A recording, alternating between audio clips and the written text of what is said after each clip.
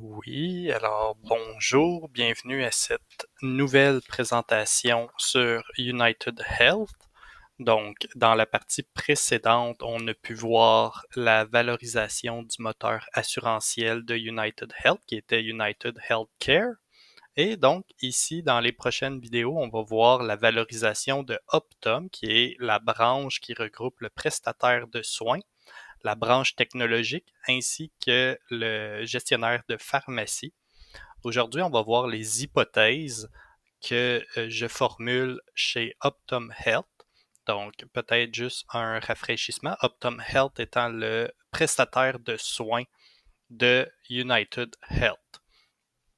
Donc, on va commencer avec cette première slide-là pour bien comprendre une des dynamiques fondamentales de Optum et même du modèle de United Health qui est en transformation. Donc, ce que vous pouvez voir à l'écran, c'est un graphique qui illustre le continuum de transformation des prestataires de soins. Donc, sur l'axe vertical, on voit le degré de risque médical assumé par le prestataire de soins. Et sur l'axe horizontal, on voit le niveau de sophistication du fournisseur. Donc, si on se verse complètement à la gauche, le fee for service ou l'honoraire à l'acte, donc on paie pour chaque acte médical. Donc, c'est un modèle qui incite à la quantité et pas nécessairement à la qualité, tandis qu'à l'inverse, on est vraiment dans un modèle qui incite à la qualité, non pas à la quantité. Donc, ce continuum-là est vraiment important lorsqu'on va réfléchir à Optum, puisque Optum est présentement dans une transformation d'un modèle d'honoraire à l'acte vers un modèle de capitation globale. Et donc, ça va avoir différentes conséquences sur les orientations d'Optum à long terme. Donc, l'objectif ici, à très long terme, va être d'avoir un modèle de capitation globale qui est complet. Donc, l'ensemble de la population couverte par United Health via sa branche United Healthcare et Optum soit sous un modèle de capitation globale. Et on va voir pourquoi ça fait du sens stratégiquement et est-ce que pour l'instant Optum est en mesure d'achever le potentiel de ce type de modèle-là. Donc, une des premières hypothèses va être que Optum Health continuera d'évoluer d'un modèle transactionnel, d'honoraire à l'acte, vers un modèle populationnel, donc ce qu'on appelle du value-based care. Donc, si je reviens juste au graphique un petit instant, le modèle d'honoraire à l'acte, on peut voir que dans le coin gauche, le niveau de sophistication et de transformation est faible et le degré de risque qui est pris par le prestataire est aussi faible, right? Lorsque vous devez consulter un médecin, par exemple, vous y allez une fois, le médecin procure le soin que vous demandez et c'est tout. Hein? Le médecin ou le prestataire de soins ne prend pas de risque vraiment à vous servir. Et euh, donc, c'est vraiment un modèle qui est axé vers la qualité. Je vais vous donner l'exemple inverse d'un modèle de capitation globale. Supposons que on a une population de femmes entre 30 et 60 ans et qui est gérée via un modèle de capitation. Supposons que à l'aide d'outils technologiques, on peut voir que certaines femmes ont un risque plus important de développer un cancer du sein. Par prévention, le prestataire de soins pourrait demander à ces femmes-là de venir en cabinet pour faire différentes analyses et potentiellement détecter une maladie, un cancer, de façon très tôt dans le processus. Et généralement, lorsqu'on est en mesure de détecter un problème tôt, il vient à coûter moins cher de le traiter. Donc, dans un modèle à capitation globale, le prestataire de soins va recevoir à chaque mois une prime pour servir une population globale. Et donc, c'est le prestataire de soins ensuite qui va être en charge des coûts, donc d'assumer le risque des coûts médicaux pour cette dite population. Donc, ceci, c'est vraiment important à comprendre et c'est vraiment le processus dans lequel Optum est engagé. Et donc, Optum n'est pas encore dans un modèle de capitation globale à 100%, mais n'est pas non plus dans un modèle d'honoraires à l'acte à 100%. Donc, il est dans progression, puis on voit les différentes étapes qui sont là en cours de route. Donc, c'est pour ça que notre première hypothèse va être que Optum Health continuera d'évoluer d'un modèle transactionnel vers un modèle populationnel, donc de Value-Based Care. Ce graphique-là, euh, donc, c'est l'évolution du nombre de personnes servies par Optum Health au cours des 5 dernières années. Et donc en 2019, on était à approximativement 94 millions. En 2024, on est à un petit peu plus que 100 millions. Et donc, il va y avoir différents éléments qui vont venir impacter le nombre de personnes servies annuellement par Optum Health. Et de mon point de vue, la, la croissance du nombre de personnes servies par Optum Health va être nulle, puisque le principal élément est au niveau réglementaire. Donc, comme vous êtes au courant potentiellement, le One Big Beautiful Bill vise une réduction du financement fédéral et un resserrement des critères d'éligibilité à Medicaid. Et donc, on peut s'attendre à une sortie progressive des bénéficiaires marginaux de ce programme-là. Et donc, puis également à 100 millions de personnes servies annuellement, il y a quand même un effet de saturation, right? Il n'y a pas un nombre infini de personnes aux États-Unis. Donc, à 100 millions, est-ce qu'il y a vraiment des opportunités de croissance hyper importantes? Je crois que non. Et donc, ça va guider notre deuxième hypothèse que le nombre de personnes servies par Optum Health devrait demeurer stable entre 2025 et 2030 avec une hypothèse de 100 millions d'individus par année. Toutefois, comme qu'on a vu précédemment dans la première diapositive qu'on a vue, le nombre de personnes servies annuellement, c'est une chose, mais le revenu généré pour chacune de ces personnes en est une autre.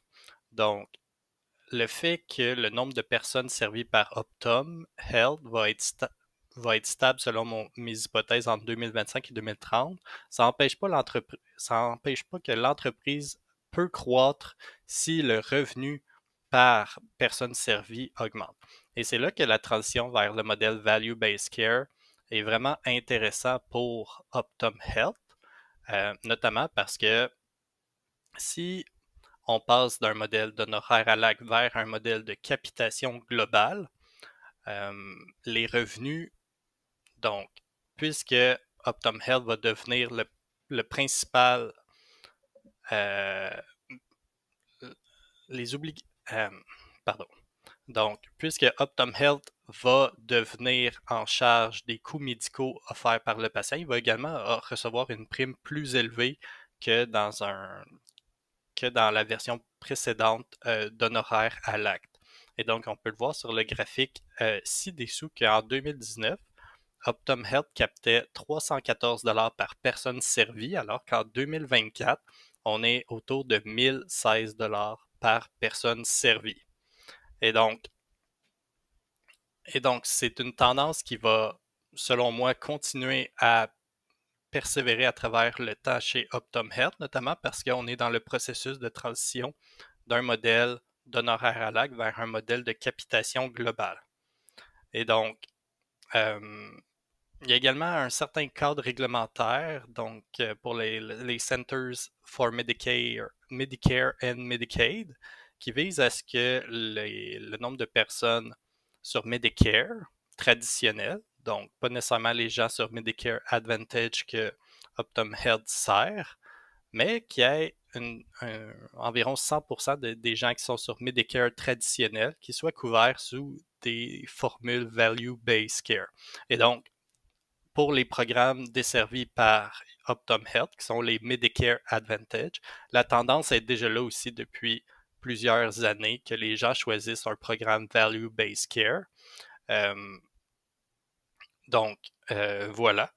Et donc, la transition progressive du système de santé vers des modèles de soins basés sur la valeur va entraîner une hausse significative du revenu par personne capté par Optum Health. Cette augmentation va découler du passage des modèles de rémunération à l'acte à des modèles de capitation, où Optum est rémunéré de manière globale et anticipée pour la gestion des soins d'une population définie. Donc, à mesure que la proportion des patients sous modèle Value-Based Care va augmenter, Optum va capter une plus grande part de la chaîne de valeur clinique, administrative et financière, ce qui va accroître son revenu moyen par personne servie, indépendamment de la croissance du nombre total de patients. Donc, voilà. Donc, la transition vers les soins basés sur la valeur permettra à Optum Health d'augmenter progressivement le revenu par patient, captant une rémunération globale plus élevée par personne sous sa gestion. Mais donc là, on a vu deux des points les plus importants chez Optum. Le premier étant le nombre de personnes servies. Donc ça, on voit que ça devrait être stable à travers la période. Toutefois, ça va être compensé par la continuation de l'augmentation des revenus par patient qui sont véhiculés par la transition des honoraires à l'acte vers un modèle de value-based care. Toutefois, l'autre élément qui est très important, c'est est-ce que c'est profitable de faire ces activités-là? Et donc, derrière la transition des honoraires à l'acte vers le modèle de value-based care, était que si, en tant que prestataire de soins, je suis en mesure de recevoir un paiement et de bien gérer ma population de façon préventive dans le but de limiter les coûts médicaux, eh bien, ça va être profitable pour moi. Et donc, le risque que je prends, c'est vraiment de fournir les actes médicaux, les coûts médicaux à la population qui est sous ma gouverne. Et donc, ici, vous pouvez voir la marge opérationnelle de Optum Health depuis 2015.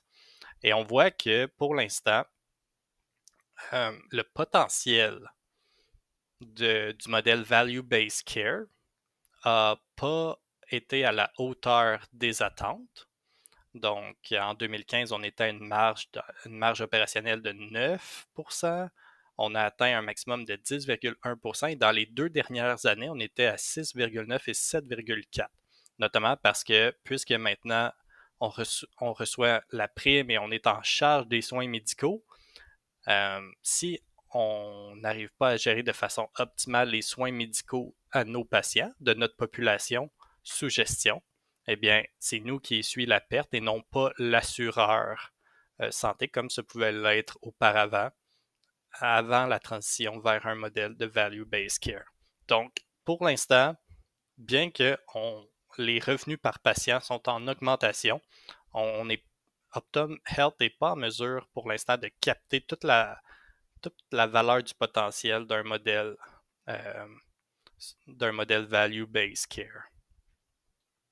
Et donc, ça conduit à notre hypothèse que les marges opérationnelles d'Optum Health resteront sous pression tant que l'intégration entre les soins, la pharmacie et la technologie ne permettra pas de concrétiser les gains promis du modèle VBC. Donc c'est tout ce qui va être inclus dans notre modélisation pour Optum Health. Et bien sûr, pour terminer, je reviens encore sur cette diapositive-là, notamment parce que la promesse de rentabilité et aussi pour bien comprendre le transfert du risque vers Optum Health. Donc, comme on l'a mentionné, et je pense vraiment que c'est une des choses les plus importantes dans le modèle, c'est qu'auparavant, on était dans un fee-for-service. Donc, le prestataire de soins avait aucun risque puisque Le patient avait seulement à réclamer les soins qu'il avait reçus auprès de l'assureur. Tandis que maintenant, dans un modèle de value-based care et surtout dans un modèle de capitation globale, le patient est maintenant à la charge du prestataire de soins. Donc, ça va diminuer le risque sur l'assureur et à travers le temps, ça va augmenter le risque sur le prestataire de soins pour répondre de façon profitable aux coûts médicaux. Donc, si on fait un résumé des principales hypothèses qui vont être dans le modèle d'évaluation pour Optum Health, qui est une des 3 branches de Optum, on va avoir dans un premier temps une stagnation du nombre de patients à approximativement 100 millions d'individus par année, une hausse robuste du revenu par patient liée à la transition vers le value-based care. On va avoir une promesse de rentabilité qui tarde à se matérialiser.